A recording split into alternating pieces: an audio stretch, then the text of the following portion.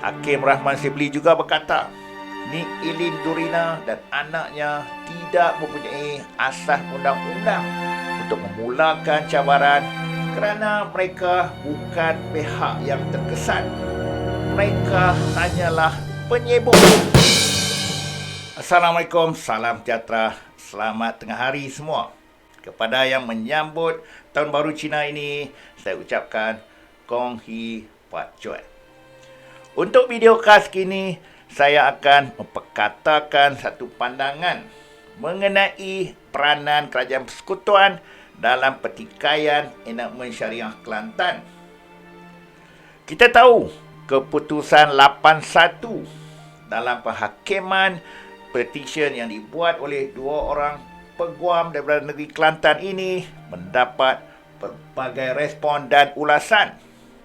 Antara 9 orang hakim yang dipilih bagi membuat keputusan dalam kes tersebut, satu-satunya hakim yang menentang dalam cabaran perlembagaan yang dibawa oleh Nik Ilin Rashid dan anaknya Tengku Natasha berhubung 18 peruntukan enakmen syariah Kelantan.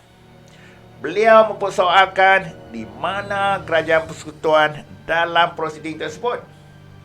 Beliau ialah Hakim Besar Sabah dan Sarawak, Abdul Rahman Sibli.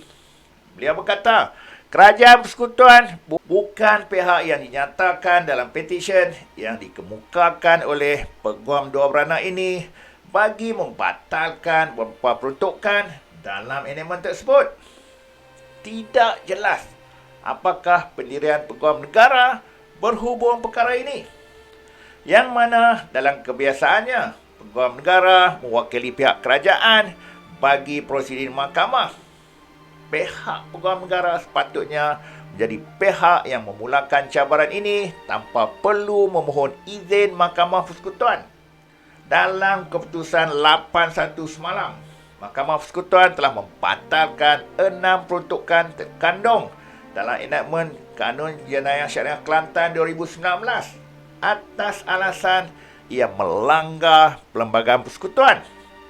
Peruntukan yang dibatalkan termasuklah membuat tuduhan palsu, merosakkan tempat ibadat, liwat, hubungan seks dengan mayat dan bukan manusia, gangguan seksual, memiliki, menyimpan dan memberikan maklumat palsu, mengambil bahan yang memabukkan, berjudi, menurunkan timbangan dan ukuran, melakukan urus niaga yang bertentangan dengan hukum syarak, melakukan urus niaga yang melibatkan riba, penyalahgunaan label halal, menjadi bapa ayam, menawarkan perkhidmatan pelacuran dan perbuatan sumbang mahram.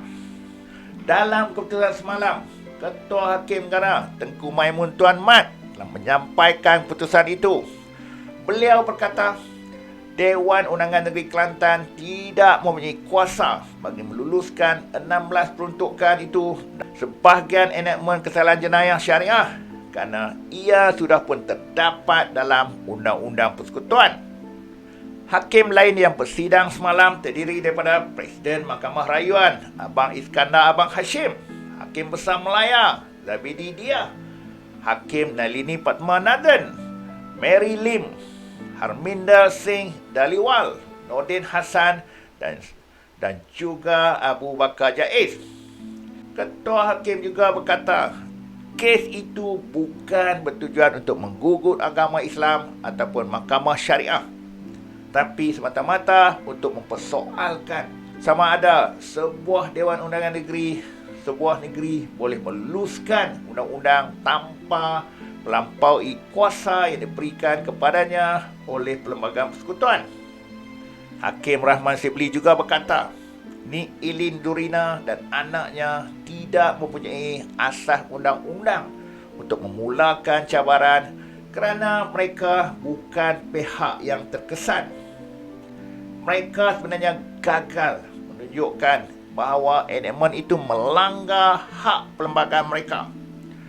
Mereka hanya menggunakan alasan bahawa Dewan Undangan Negeri Kelantan tidak berkuasa untuk meluluskan enakmen tersebut.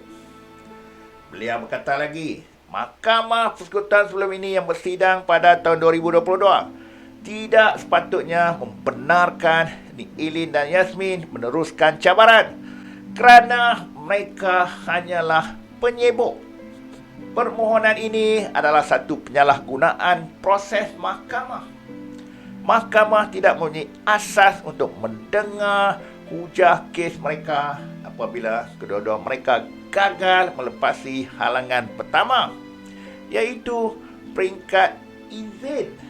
Itulah pandangan satu-satunya hakim antara 9 orang yang menentang dalam membuat keputusan membenarkan petisyen yang difailkan oleh Nik Eileen dan anaknya mengenai enakmen Undang-Undang Syariah Negeri Kelantan 2019. Apapun, keputusan 81 cukup sudah meyakinkan kita bahawa apa yang diperkatakan oleh Ketua Hakim dan 7 lagi mengenai kuasa dan hak Dewan Undangan Negeri dalam membuat dan meluluskan dan melaksanakan undang-undang kepada rakyat negeri mereka.